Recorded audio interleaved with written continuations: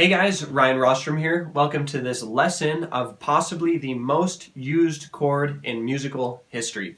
And that chord would be a C major, and it sounds like this.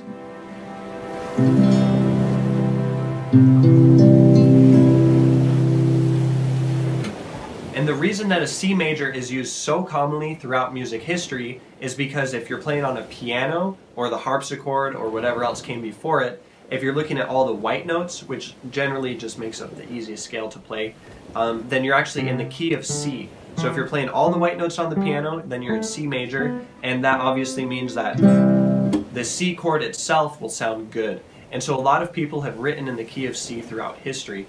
And the C chord, coincidentally, is also the 4 chord in the key of G major, which is what I'm teaching most of my songs in. And so it's a very, very common chord. You'll see it a ton, and so it's very worthwhile learning right at the beginning of your guitar learning journey. So let's jump into it. I'll show you exactly how to play the chord and how to make it sound good. Here we go. Okay, when I play the C chord, I like to start by putting down my ring finger, okay? Not flipping you off. That finger right there, so you're gonna place it right here on the A string, which is the second one from being the lowest. So you've got the low E, so you're actually starting right here. 3rd fret of the A string. Go ahead and find that.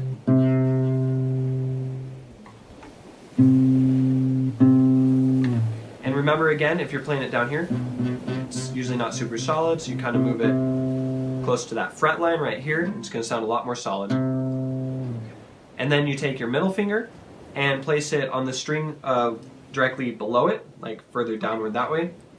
Whoops, sorry about that. So you'll take that middle finger and just place it on the 2nd fret of the D string, which is right here.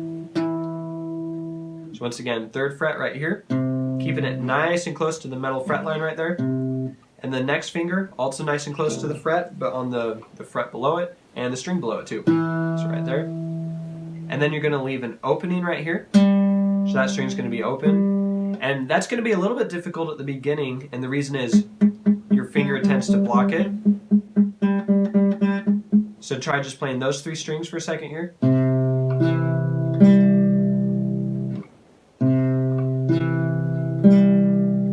And if you're just starting to learn the guitar, don't stress if you're blocking a couple notes or if it's kind of unsolid.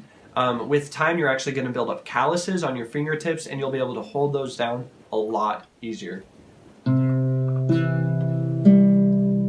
So next, you're going to take your pointer finger right here and gently rest it on the 1st fret of the B string, which is the one, it's the 2nd one from the bottom. So go ahead and find that. It's right here. And that's it. And then you're going to have a couple of open strings. So from the top, it's going to look like this. You got your ring finger right up here. Go ahead and find that. Middle finger right here.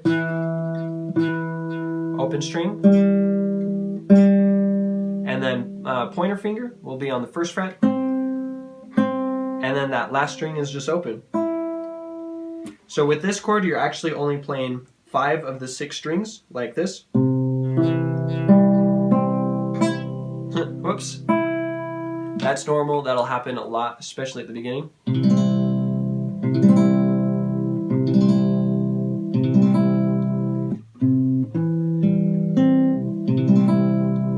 But if you occasionally hit that open E string as well, you'll notice it doesn't really ruin the chord, so don't worry about it too much. But if you can just get those 5 strings, then it'll be a really precise sounding chord. It'll sound really nice.